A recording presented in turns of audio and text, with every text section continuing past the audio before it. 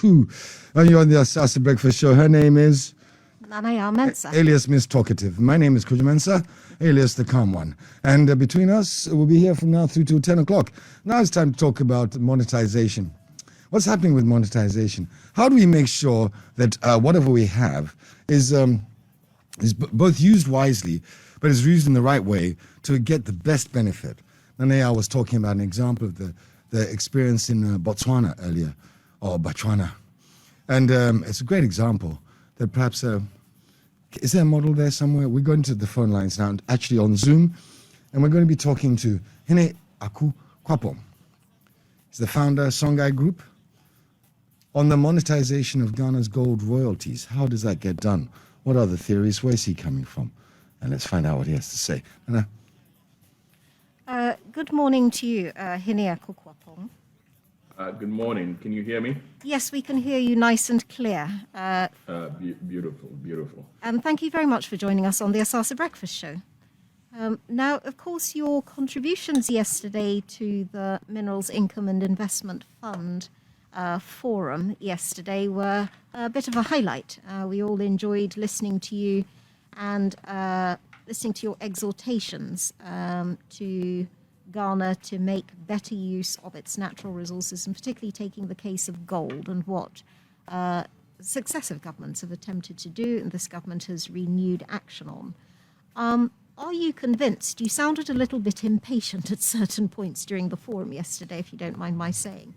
Are you convinced that at the moment we have at least the regulatory framework that will allow Ghana to make better use of its gold resources?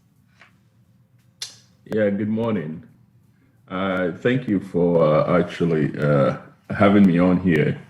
Our pleasure. I am definitely, with regard to the regulatory framework, I believe we do have that because what has been happening is that if you take our Chamber of Mines, it's made up 100% of foreign companies, and they are taking advantage of the regulatory framework to invest and to quite successfully,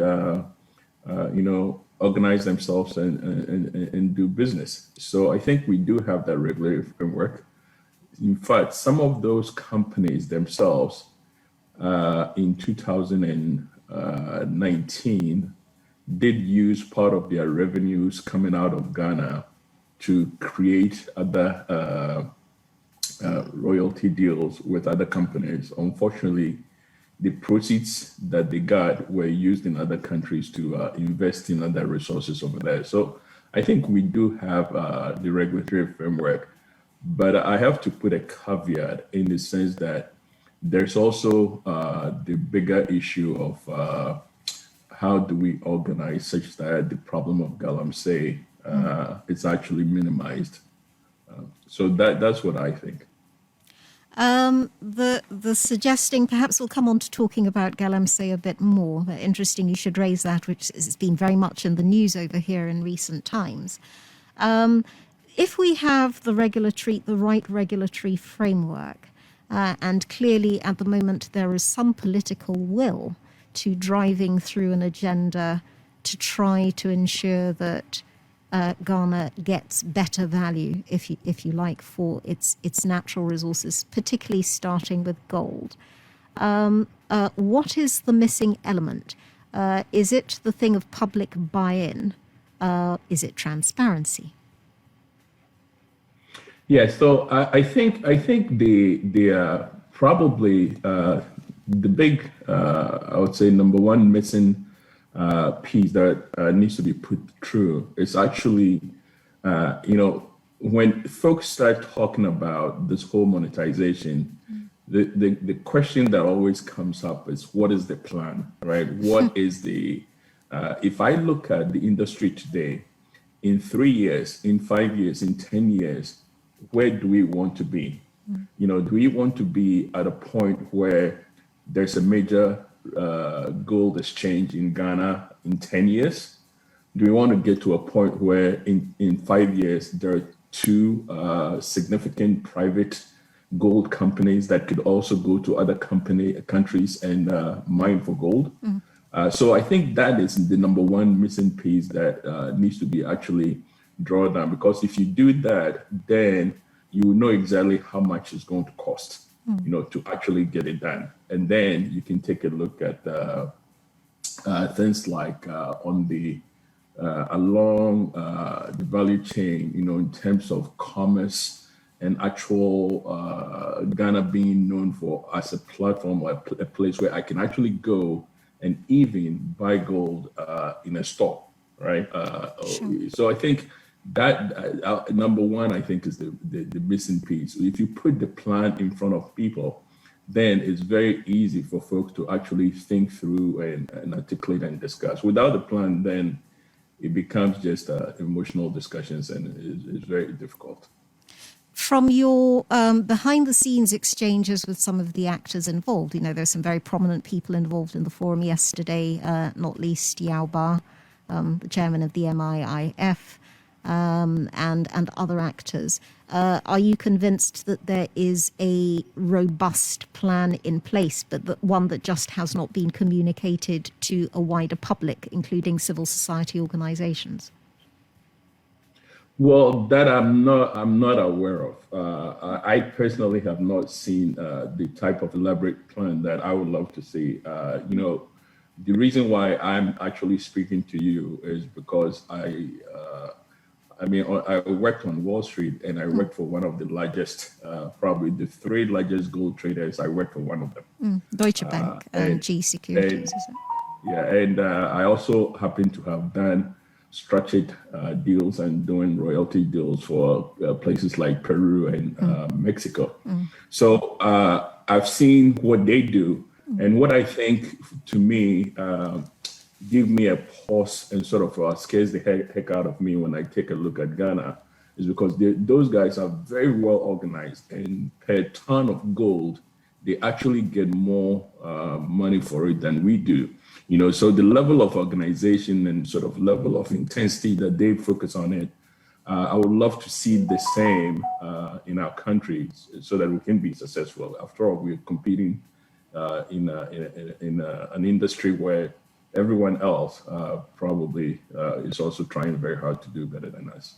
Now, thank you very much for getting us onto the question of money, which, of course, is, the elephant in the room, which a lot of people gloriously ignore at their peril. And you talked about your experience of working in Peru, which I'd previously associated a great deal more with silver mining, but I understand has considerable gold resources. And indeed, I'm reading about in 2019 investment in the mining industry of $6.15 billion, and the hope very much that mining will be the motor that moves a country like Peru out of a post-COVID crisis.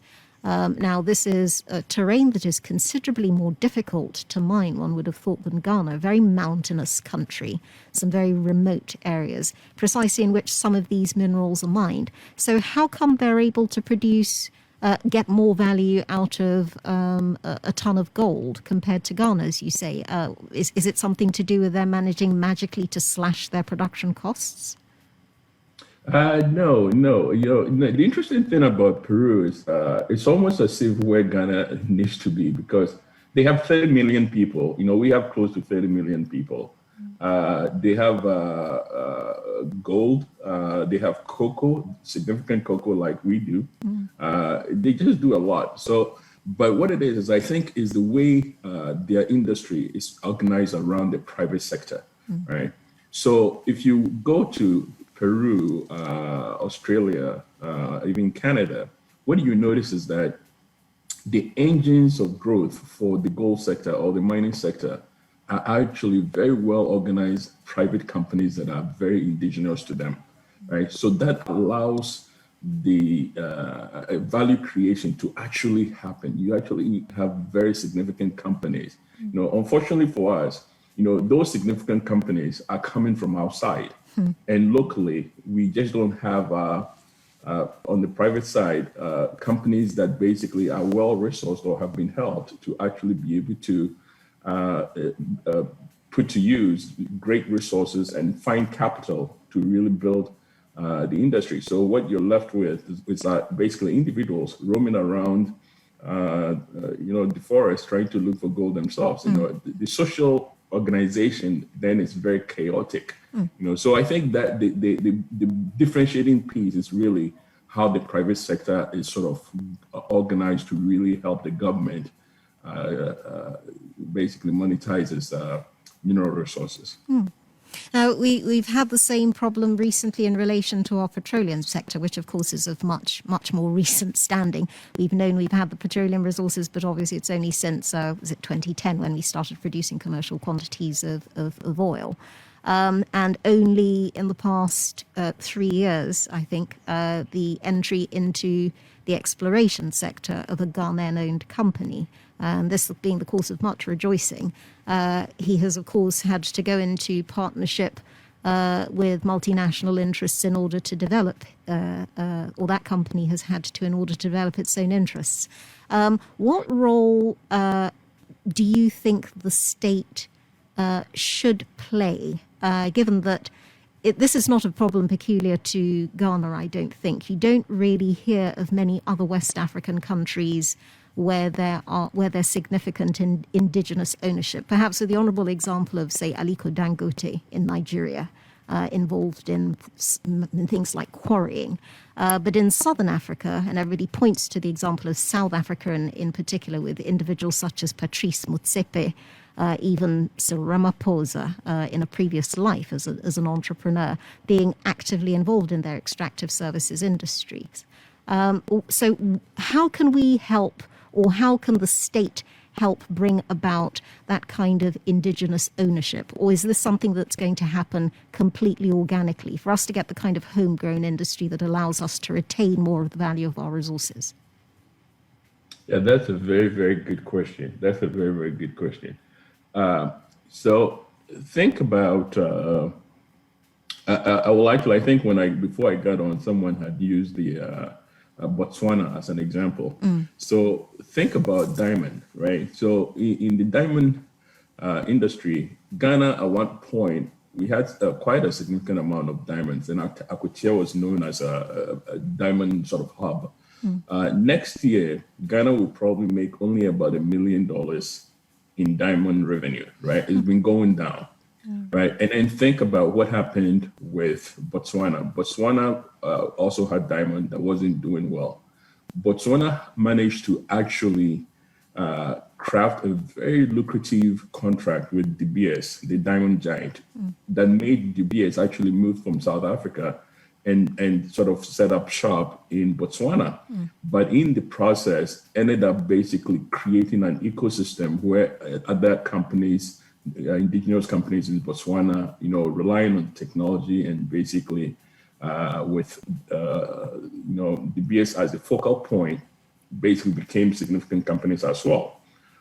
One of the things that we know is that there are probably 4 significant gold companies working in Ghana with substantial technology, right? For a gold chamber of commerce, for the chamber of mines actually to have all 100% these foreign companies, right? They are doing the mining, they have the technology, but there are no incentives in place for them to actually create other local companies or enable other local companies in an ecosystem, right? There's not as far as I know, if I'm an individual and I wanted to start a gold company, there are minor companies in Ghana, small companies, but there's no incentive for them to actually merge or consolidate or basically try and put their resources together. There are no tax advantages. There's no, matching funds, So if you have something like a platform where you're monetizing gold royalties, you could actually create a framework where there are matching funds that basically says, listen, if you can build a company in the gold sector and you get to about 100 million revenue or whatever, the government will be willing to do this 1, 2, 3 for you to really help you, sort of jump, right? So that's sort of structure where there are clear incentives and matching funds and a way for government and institutions to actually participate when someone actually gets the organization right to a certain point, that is lacking, right? In Peru, there are such structures in Peru. Mexico does a very good job of that also. So I think the incentives could be crafted. We can actually create a platform where, years ago, remember, if you take the financial sector, years ago we had only 3 foreign banks. It was Barclays, Standard Chartered, and then some other foreign bank. And today we actually have indigenous banks and local banks that are doing quite well, because at one point we decided to actually liberalize the sector and put in incentives such that it's attractive for other people to build banks, and it did happen. I think that same sort of passion and vigor and hard work is needed in that sector to basically create the atmosphere where people feel like, okay, you know what, if I put millions of dollars to work here in this sector, I will have support from the government, and I'll have support from the tax regime and matching funds to be able to get it done. Now, you talk about the banking sector. People would say, well, there's a red flag, because, of course, the banking sector grew very fast in this country in the early to mid 2000s and the 2010s, and then got out of control. There was very little regulatory restraint on the activities of some of the banks, and we have recently had to go through a major banking sector cleanup at considerable expense to the state. So what one might ask, if assuming that you can create these sorts of ideal conditions that you're talking about, which encourage Ghanaian entrepreneurs in a risk-averse business climate to pool their resources, come together, and actually set up at least a medium-sized mining venture, if not a large-scale mining venture. What are the sorts of inducements, other than, say, matching funds, you've spoken about that, or perhaps tax incentives that can be offered to such groups to initiate such an action of pooling resources in the first place? Ghanaian businessmen do not like to club together. Yeah, well, so here's the thing. I think, it's that's a very interesting comment. It's not that Ghanaian businessmen do not like to work together. What it is everywhere a corporate platform has been set, people are happy to be shareholders. I mean, you have companies that are well organized in Ghana, and people actually do put their money in there. You have banks that, if you look on their shareholder list, they have a lot of businessmen who have put their money and bought shares and whatnot. It's really about thinking about how we really create the atmosphere where people feel like formalizing a corporation actually sets up a good platform to actually create value for themselves, right? Now, if you're talking about individuals just banding together, running around and selling, I mean, that's very informal. And I think that would not build a country. That would not create a country. So I think this is where the comment that you made about, for instance, the banking sector and the cleanup and whatnot. You see, what few people forget is that Ghana's banking sector had actually been on a very old framework, and the world had been changing. So when we switched to a new framework that the World Bank and everyone had actually in the world was switching to, which is the Basel II, 3, that means that you have to start caring about risk. So that sort of led to the whole cleanup and a lot of stuff. And of course, we discovered a lot of misbehavior that needed to be corrected and a lot of cleanup that needed to be done. But I honestly believe that people are willing in a corporate structure environment, how you incentivize these people. I will also use the example of royalty companies that are out there. There's a royalty company, which is actually Canadian, that invested in a mining company in Burkina Faso, right? And why did it do that? Well, it did that because it came in and did a royalty deal with a private company. And then to make sure that the royalty deal is successful, it invested in that private company to also make sure it thrives. So if you create a platform where certain activities sort of could easily be carried out by both local business people and foreign business people with money coming in on the private side, not on the government side, on the private side, then you actually begin to give people a lot of options and whatnot, and then you begin to have